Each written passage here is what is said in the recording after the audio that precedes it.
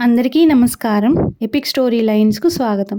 చందమామ కథలలోని బండరాముడు కథ కంటిన్యూషన్ చెప్తున్నానండి. ఎవరైనా మన ఛానల్‌ను మొదటిసారి చూస్తున్నట్లయితే బండరాముడు కథలు మిగిలిన భాగాలు మన చందమామ కథలు ప్లేలిస్ట్‌లో ఉన్నాయండి. ఒకసారి చెక్ చేయండి.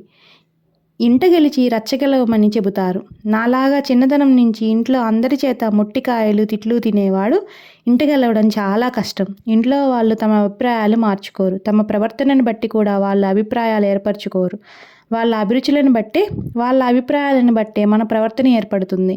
మన పెద్దవాళ్ళు మనల్ని బండవెధవలుగా చూస్తే మనం బండవెధవలుగానే ఉంటాం. తెలివిగల వాళ్ళుగా చూస్తే తెలివితేటలు సంపాదించుకుంటాం.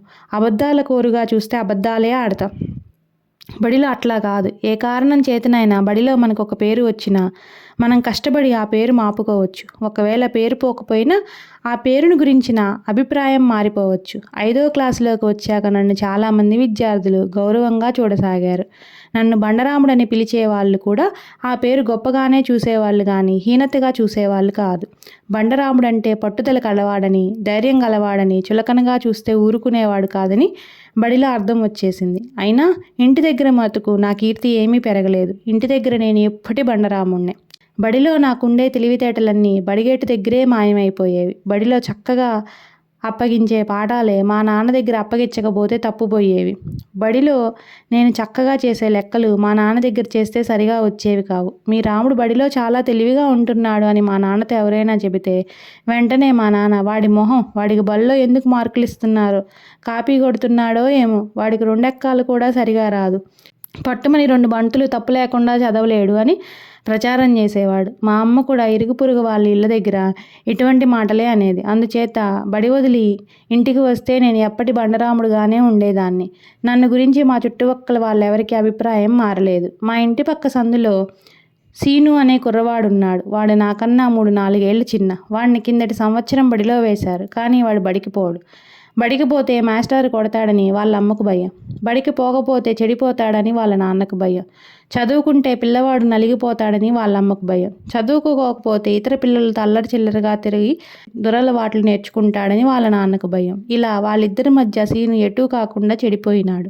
సంవత్సరంలా బడికి వెళ్ళినా సరిగా 5 బళ్ళు రాలేదు. రోజు ఏడుస్తూ బడికి పోవడమే. వాడికి మాస్టర్ అంటే భయం, చదువు అంటే భయం, పుస్తకాలంటే భయం, బడి అంటేనే భయం. అందుకే వాడికి చదువు రాలేదు. ఒకరోజు బలవంతాన బడికి వెళ్ళేవాడు. 2వ నాడు కానీ లంచం ఇస్తే వెళ్ళేవాడు. 3వ నాడు అర్ధన ఇస్తే కానీ వెళ్ళేవాడు కాదు. 4వ రోజు అనా ఇచ్చిన అది పట్టుకొని ఎక్కడికో వెళ్ళి గోళీలు కర్రాబిల్ల ఆడేవాడు తప్ప బడికి మాత్రం వెళ్ళేవాడు కాదు. వాడి చదువు గురించి రోజు వాడి అమ్మా నాన్న పోట్లాడుకునేవారు. వాడికి చదువు రాదని పంతులు కొడతాడు. రానివాడికి కొడితే వస్తుందా? చదువుకోలేకపోతే పీడాపాయిరి. నిష్కారణంగా పిల్లవాడిని కొట్టి చంపుతామా అనే తల్లి. ఇట్లాగే అశ్రద్ధ చేస్తే వాడికి అసలు సంతకం చేయడం కూడా చేత కాకుండా పోతుంది. ఆ తర్వాత గొడ్లు కాస్తాడో అడుక్కు తింటాడో అనేవాడు తండ్రి. ఈ పోట్లాట్లు చూసిన కొద్దీ సీనుకు చదువంటే భయం జాస్తి అయ్యింది కానీ తగ్గలేదు. ఇట్లా ఉండగా సీను నాతో సావాసం ప్రారంభించాడు.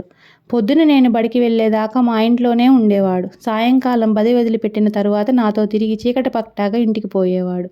వాడు మటుకు బడి పూర్తిగా మానేశాడు. సీను బడి మానేశాడనే బాధ వాళ్ళ అమ్మకి లేకపోయింది.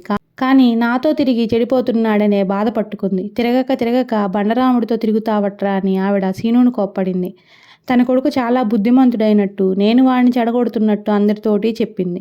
మా అమ్మ నాతో నువ్వు చెడిందిగాక వాళ్ళ సీనును కూడా చెడగొట్టుతున్నావా అన్నది. ఎవరెన్ని చెప్పినా సీను నా సావాసం మాత్రం వదలలేదు.